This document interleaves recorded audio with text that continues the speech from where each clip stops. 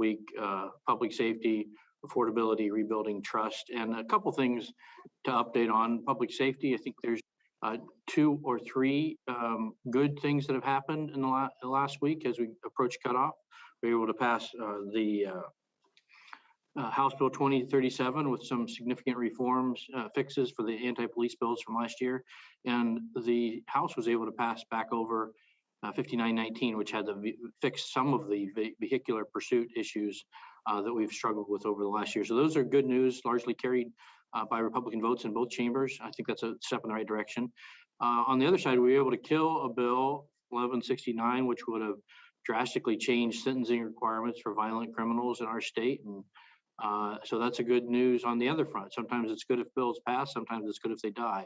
I think we had some wins on both sides on public safety. On affordability, I just highlighted a couple bills we were able to hold in the Senate that would have added significant new cost to our citizens. The ergonomics bill, we know from the data from LNI, it wasn't necessary we're already reducing those types of injuries, but we also know that it would have had significant cost in any sector it was applied to. And it had been limited just to the janitors, but we knew that would drive significant cost in our services sector. But eventually it would have gotten into manufacturing and all other sectors and caused significant increase and cost that would have ultimately been borne by citizens of our state.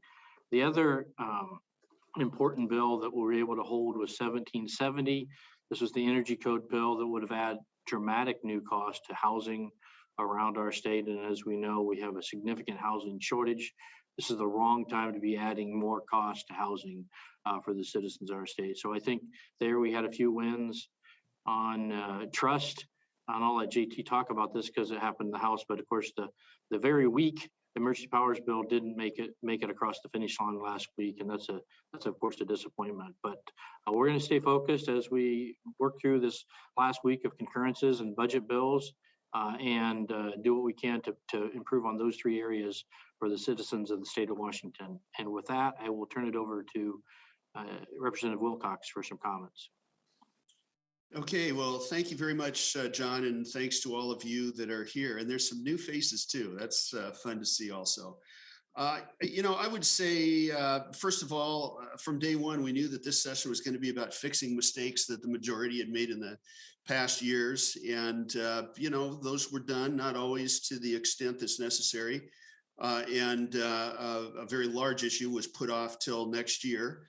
But this session, has been one where mistakes from the past were addressed. I think we've got some things that have not been addressed as well. One of the things that I'm really concerned about is as we're looking at gas approaching $5, that's without the impact of the things that were passed last year by the majority that are going to add at least another dollar to the gas, to the cost of gas. That's something that I think is very unfortunate for the people that we represent, who often, because they live where housing is affordable, have to commute long distances to work. And I think there was also a major disappointment to me, and that is demonstrated by the fact that I made almost the same speech quite a few times. And that was, why is it that we come into a session, we say over and over that housing and homelessness is one of the greatest challenges. In many polls, it's the greatest challenge that we face here in Washington. And repeatedly, instead of making housing more abundant and more affordable, those bills didn't pass. The bills that passed were the ones that make housing and construction more expensive, and dirt for new construction harder to access. I think that is as serious a failure as you could possibly have. John mentioned the emergency powers bill. There was one that we didn't think would be very effective. It came over from the Senate.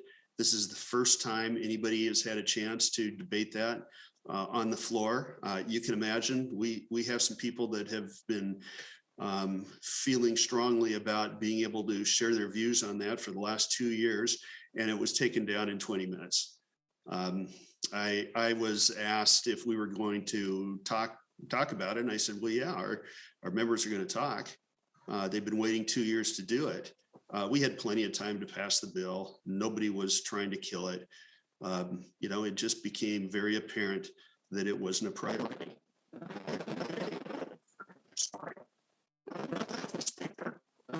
This is the perspective that I have on that. And it looks like I'm frozen up here. I don't know if you can hear me, but I'd be happy to open the floor for questions. Okay. Oh, our first question today comes to us from Albert James from the Spokesman. Yes, good afternoon. Representative Wilcox, I'm wondering if you could repeat your last thoughts on the emergency powers reform. You did cut out there. And I'm also just curious, what happened for the debate to end after 20 minutes? And considering that, it wasn't the proposal that you wanted, is the death of the bill really impactful?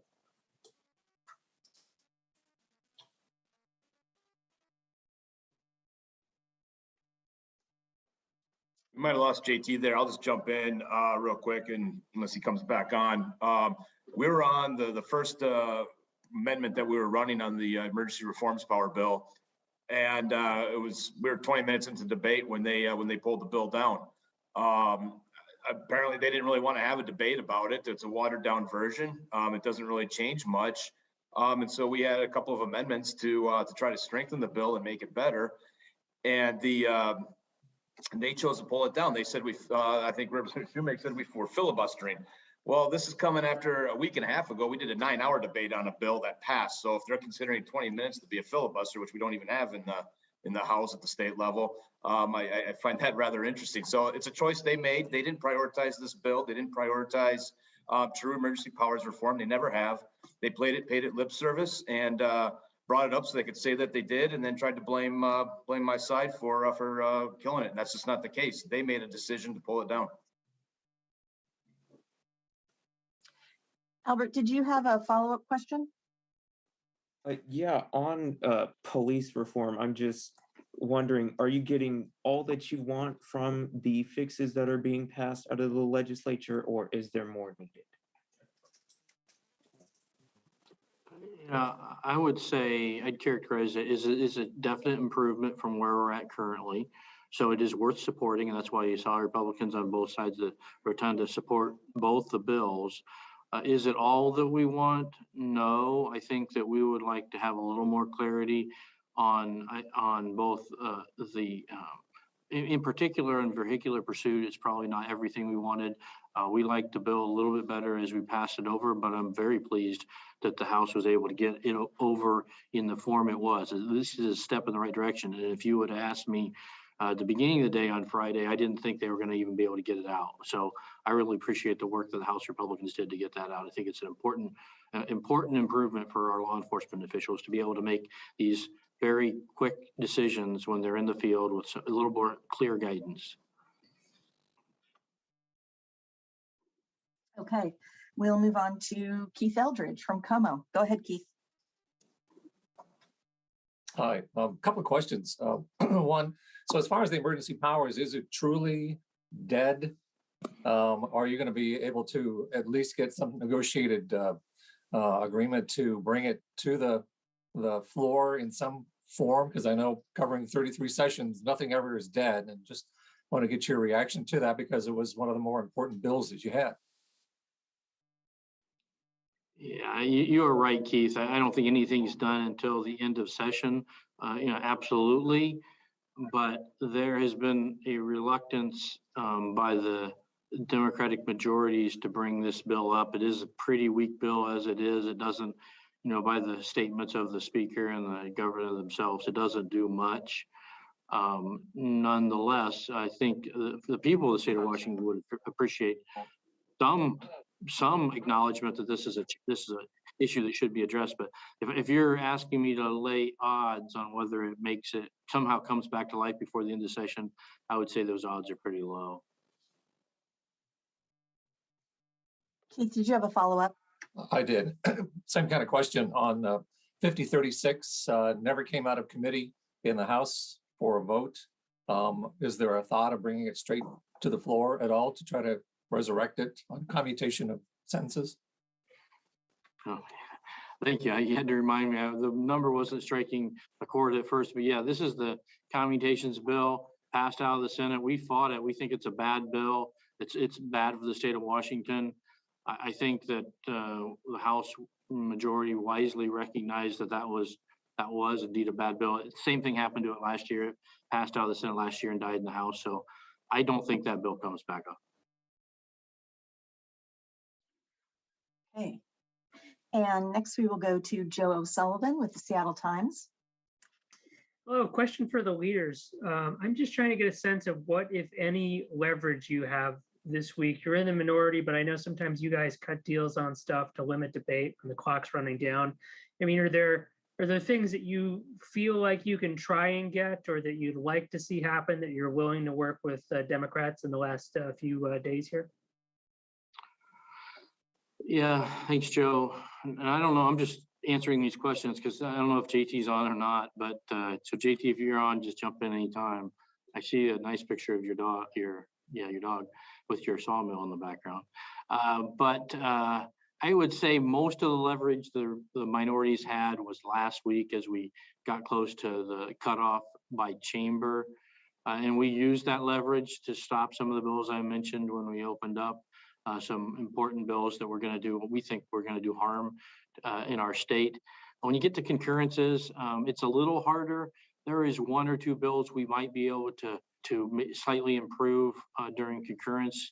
We were just going through the list just before we got on this call, and I don't think there's a lot there. Candidly, I'd say we were pretty successful last week in killing the bills we were most worried about. I think that's true in both chambers. So there's not as much to work on with concurrences. This tends to be a week where the normal, it's not a busy week in the sense that concurrences go fast.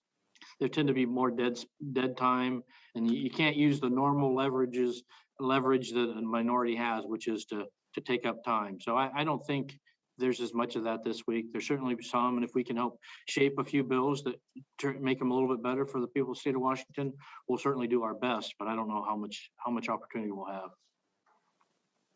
Hi, well, I'm not John Handy, I'm JT Wilcox. I jumped from one office to the caucus room to get on camera. Sorry about that. Although probably a lot of people would rather see my dog than me. But I think your question was about what do we have left that we could impact. There's some major open questions out there regarding transportation and specifically the funding that transportation relies on. You've seen 1.5 plans crash and burn, I think, so far. Probably the product of a process that was rushed and was limited to just a few people rather than having any wide perspectives as part of it. There are some other ideas out there. House and Senate Republicans have consistently offered another option using part of the general fund. And by the way, there's lots of dispute about taking funds from important cash flows that already exist. Clearly it's not going to work to tax other states. It's probably not going to work to take it away from environmental cleanup that MATCA is used for.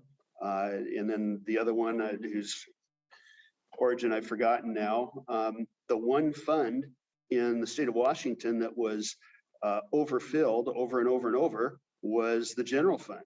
And I think as time goes by, it becomes more and more plain that was the right source of funding for transportation, using the cash flows generated by the sale of cars and trucks and other transportation assets.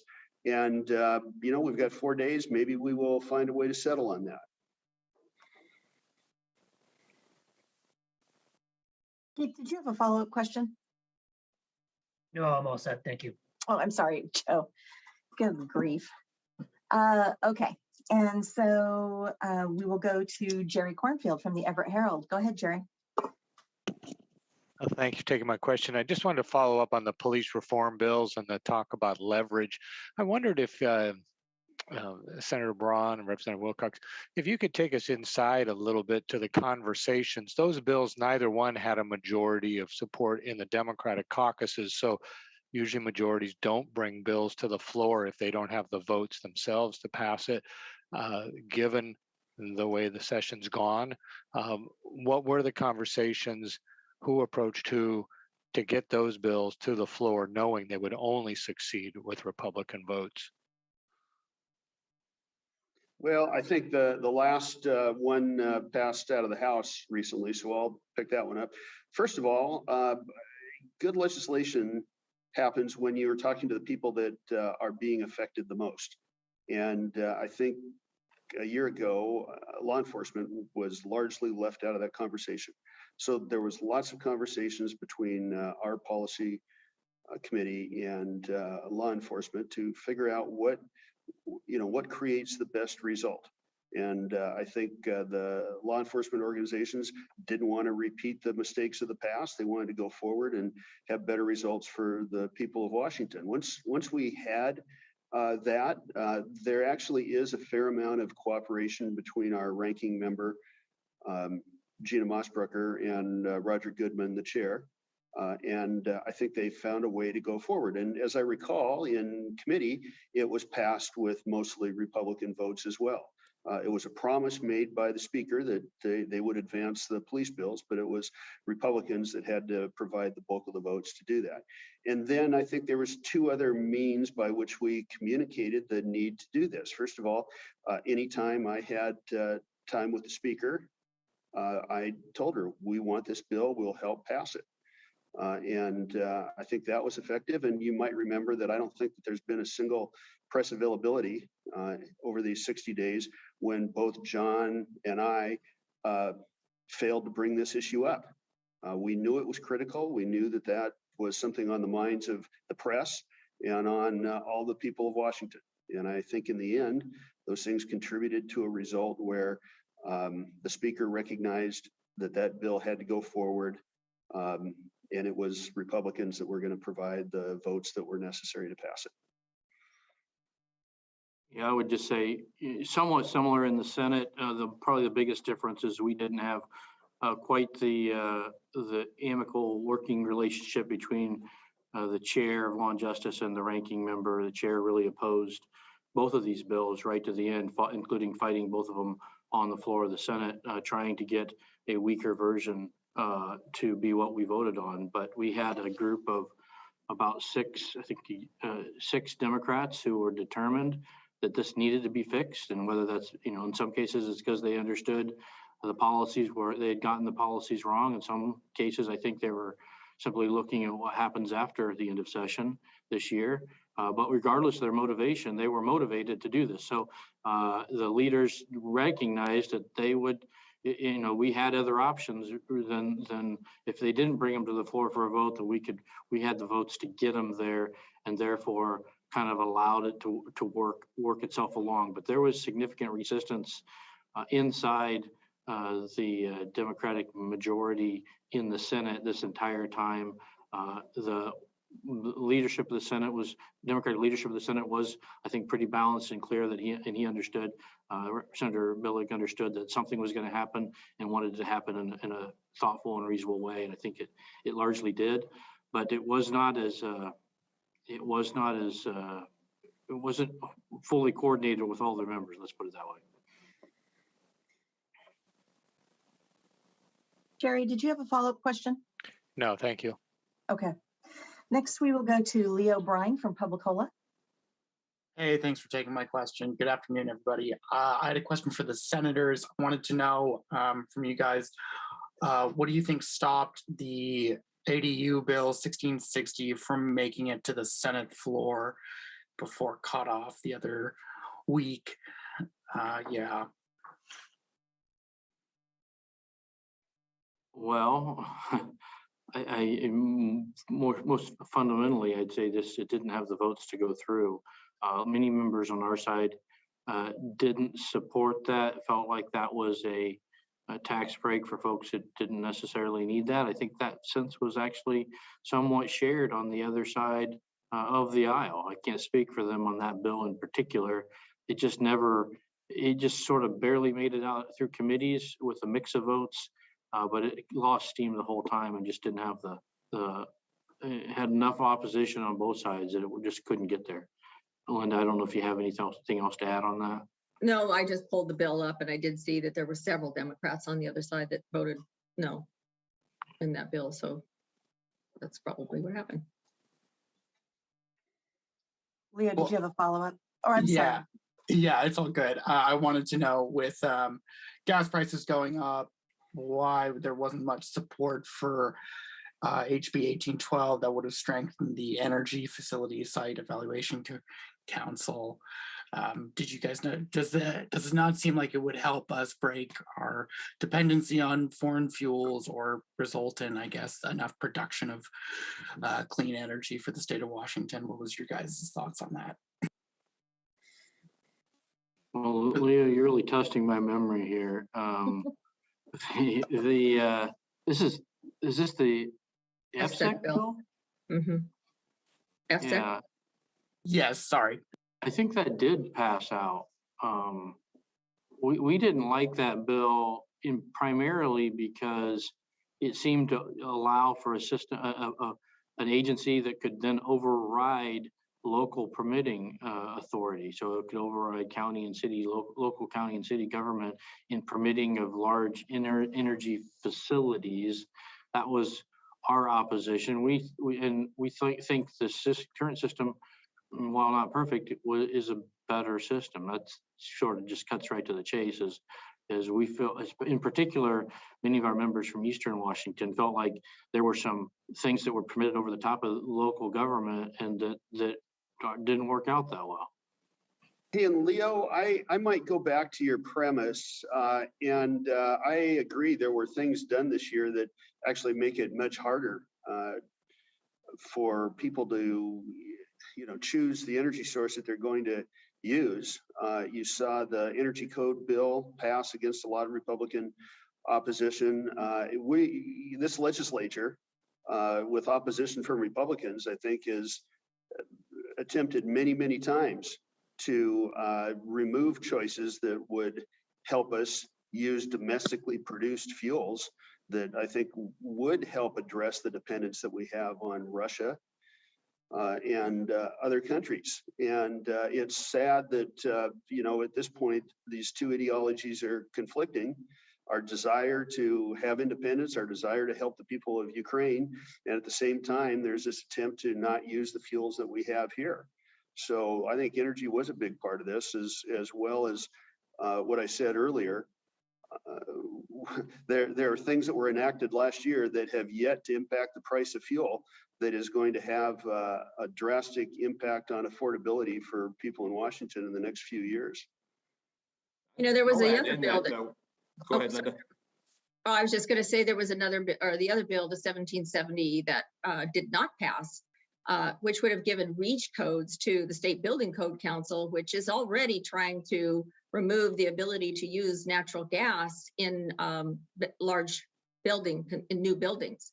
So, if we're going to continue to remove one energy source and then the others continue to rise, you're talking about less and less affordability on everything.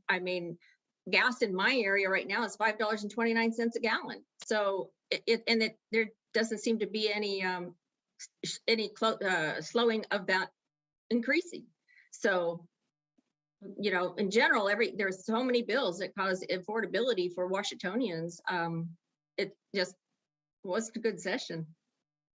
And I think it just demonstrates a failed Democrat policy when it comes to energy at the national and state level.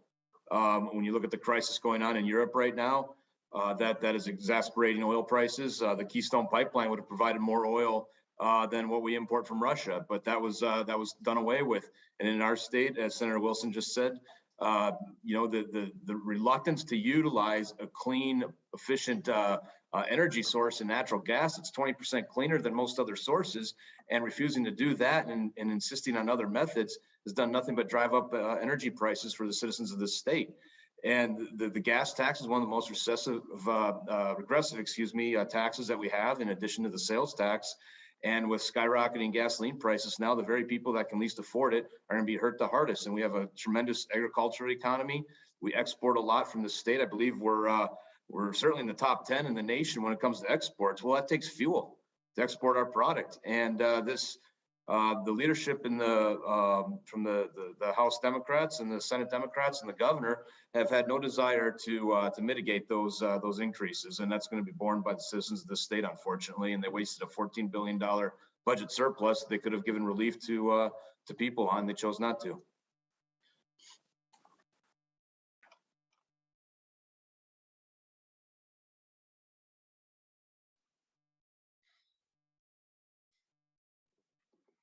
Did we Sorry, lose I Kim? was on mute. No, I'm here.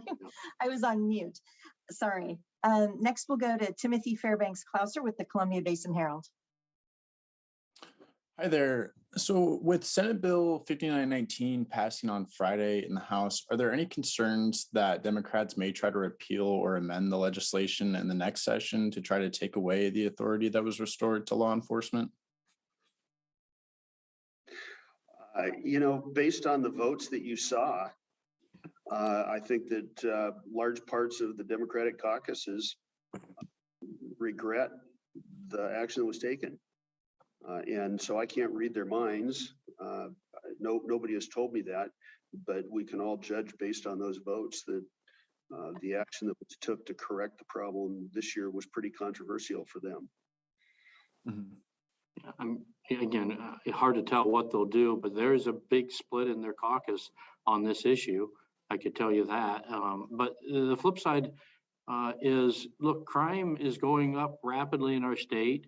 It doesn't, right now, there's nothing to indicate it's going to turn. Hopefully these small improvements will help law enforcement deal with that and put some pressure back on this growth in crime. And if that happens, I think that we'll be able to make a strong argument that this is exactly what was needed to try to get back to a more orderly and law-abiding society. So will some want to? Absolutely. Will they have the political power to make those changes? It seems to me unlikely. Mm-hmm. And following up with Senate Bill 5078 and House Bill 1638 or 1630 both passing, should gun owners expect more restrictions in the next session?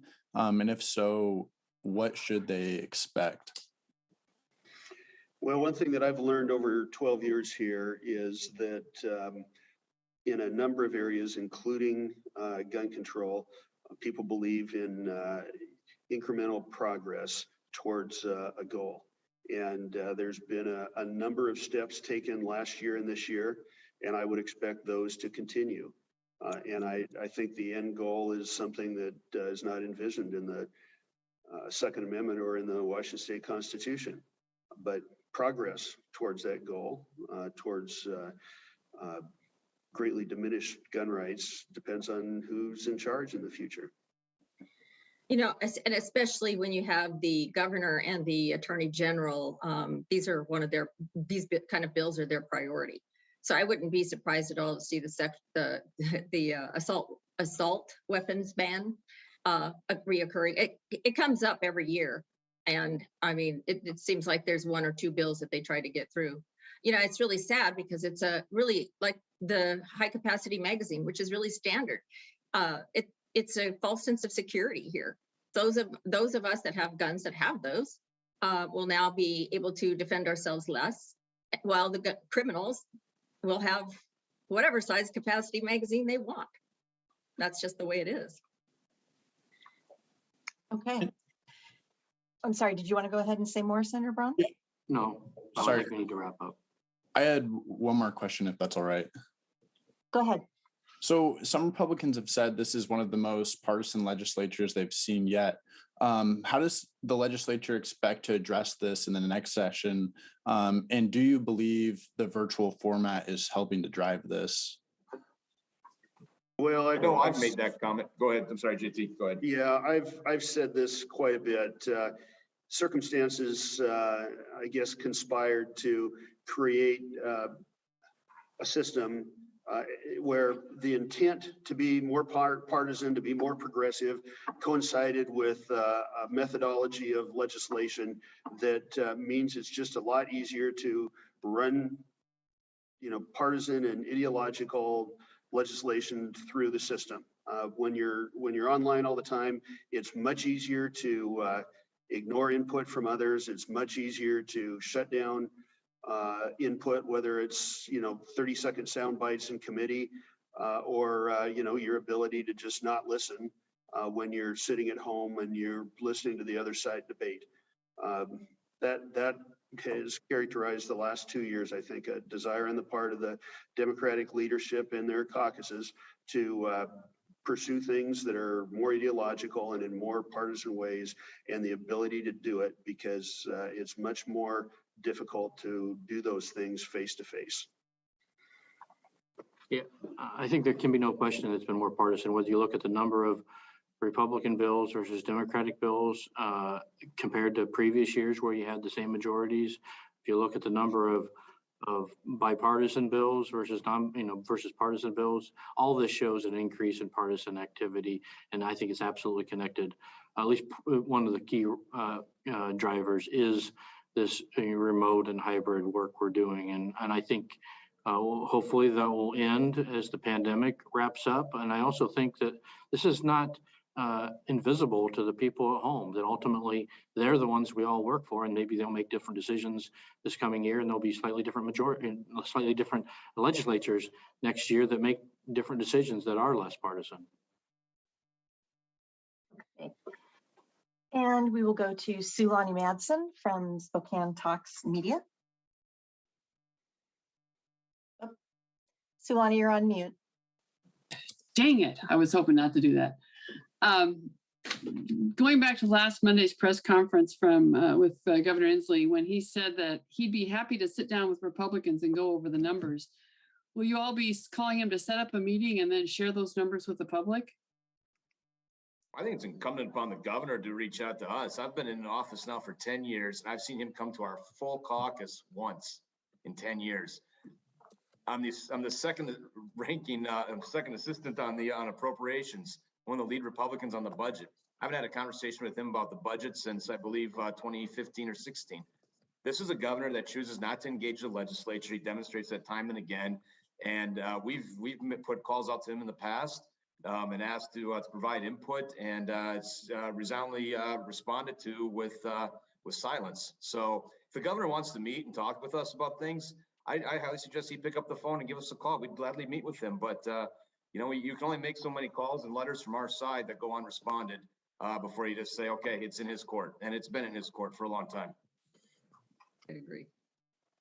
Yeah, I mean, we've sent over 50 letters to the governor in the last 2 years. I think we've got 3 acknowledgements in the receipt and 4, responses. Will we continue to reach out to the governor? Yeah, of course we will. That's our job. But I don't feel just because he said that we need to all of a sudden get on the phone and try and set up a meeting. We have never been unresponsive when he's asked to meet with us. That doesn't go both ways, unfortunately. Hey, Sulani, one other thing that I'd say is that the numbers are pretty readily available. I spend quite a bit of time going to the Department of Health dashboard. And it was an interesting coincidence that the day that he came out and announced that he was shortening the interval between taking down the mask mandate was a day when we were 4 days behind on those numbers. They don't enter them during the weekend, and I think Monday was a holiday, so they didn't get entered. So we were way behind on those numbers then. And the truth is, all the other governors in the United States have their numbers as well. They made a very different choice from this governor. We're political rivals in certain ways. We say these things. I don't think that the way the governor has responded in the press to us over the last few weeks have been very constructive. They don't lead to any greater understanding. Maybe 2 years of COVID have given some of us a master's degree and not getting angry when people accuse us of stuff. But we should still try harder, I think, to have a discussion that leaves a little room for opposition, understanding in the future. Bonnie, did you have a follow-up? No, not really. I would like to recommend Jim Camden's spin control column on the numbers to to all of you as well as to the governor, because he covered that pretty well too. Okay, we will have time for one final question, and that is a follow-up from Jerry Cornfield. Go ahead, Jerry. Hey, thank you. I think it's addressed this to Representative Wilcox or Representative McHugh, and I just wondered if you could clarify what occurred Friday evening with one of your members, Representative Sutherland.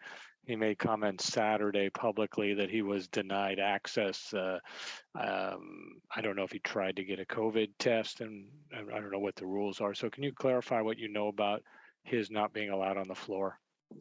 Yeah, first let me say that I believe that you're referring to a video where he used a lot of intemperate expressions in a tone that was extremely angry, maybe a little similar to what I was talking about a few minutes ago, and he was not allowed to be in his office. We don't have a vax mandate here anymore. What we do have is a pretty simple 30-second test where you take a Q-tip and you go half an inch into your nostril for 30 seconds. It's not hard to do. I've had to do a lot more than that to go to work myself in the past. And he missed the appointment to do that and decided to go into the building. And then he expressed a lot of resentment the next day at a rally. And I want it to be very plain. I've had a conversation with our caucus. The tone and the language used reflects badly on all of us. We don't agree with that. The caucus has expressed itself about that. The House is interviewing people that are involved because we don't believe that you should cuss, swear at people that are working for the House. There was some level of confrontation with the Sergeant at Arms, but we're trying to understand what the facts are. And I think we'll have more to say when we know that. Yep, I don't have much more to add to that other than I don't know that I know all the facts either, but the video that I saw of his speech, I certainly don't condone. And it's unfortunate he chose to use that type of language. But outside of that, I don't know that I know all the facts of what transpired on Friday. All right. Well, thank you everyone for joining us. And with that, we're going to let the members go, and we will see you next time.